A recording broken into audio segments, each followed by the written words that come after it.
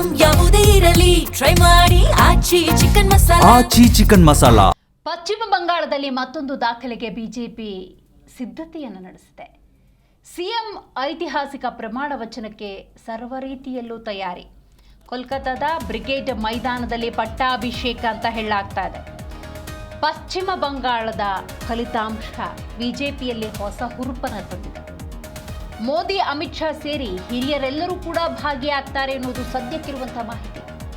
NDA ಮೈತ್ರಿಕೂಟದ ಎಲ್ಲಾ ಸಿಎಂಗಳಿಗೂ ಆಹ್ವಾನವನ್ನು ಕೊಡ್ತಾರೆ.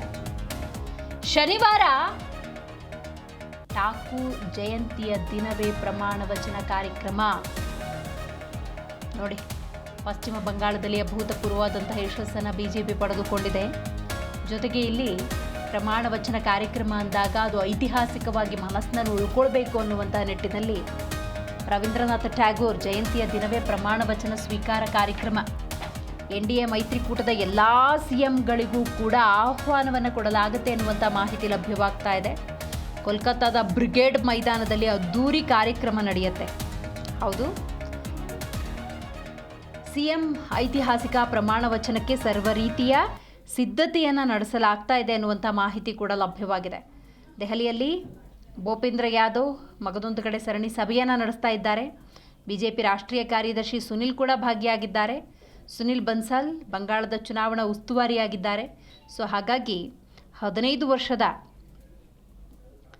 ದೀದಿ ಆಡಳಿತ ಅಂತ್ಯವಾಗಿರುವ ಹಿನ್ನೆಲೆಯಲ್ಲಿ ಪ್ರಮಾಣ ವಚನ ಸ್ವೀಕಾರ ಕಾರ್ಯಕ್ರಮ ಚಿರಸ್ಥಾಯಿಯಾಗಿ ಉಳ್ಕೊಳ್ಬೇಕು ಅನ್ನುವಂತಹ ನಿಟ್ಟಿನಲ್ಲಿ ಅದ್ದೂರಿ ಕಾರ್ಯಕ್ರಮಕ್ಕೆ ಎಲ್ಲ ರೀತಿಯ ಸಿದ್ಧತೆಯನ್ನು ಮಾಡಿಕೊಳ್ಳಲಾಗ್ತಾ ಇದೆ. ಹೌದು, ಈ ನಿಟ್ಟಿನಲ್ಲಿ ಬ್ರಿಗೇಡ್ ಮೈದಾನದಲ್ಲಿ ಅದ್ದೂರಿ ಕಾರ್ಯಕ್ರಮ ನಡೆಯುತ್ತೆ. ಹೌದು, ರವೀಂದ್ರನಾಥ ಟ್ಯಾಗೋರ್ ಜಯಂತಿಯ ದಿನವೇ ಅಂದರೆ ಮೇ 7ನೇ ತಾರೀಕು ಅದ್ದೂರಿ ಕಾರ್ಯಕ್ರಮಕ್ಕೆ ಎಲ್ಲ ರೀತಿಯ ಸಿದ್ಧತೆಯನ್ನು ಮಾಡಲಾಗಿದೆ. ನೋಡಿ, ಮಮತಾ ಬ್ಯಾನರ್ಜಿ 15 ವರ್ಷಗಳ ಅಧಿಕಾರ ಕೊನೆಗೊಂಡಿದೆ. ಸಂಜೆ ತುರ್ತು ಸಭೆಯನ್ನು ಬಂಗಾಳದ ಮುಖ್ಯಮಂತ್ರಿ ಕರೆದಿರೋದು. ಅಂದರೆ ನಾಯಕರ ಜೊತೆ ಚರ್ಚೆಯನ್ನು ನಡೆಸ್ತಾರೆ.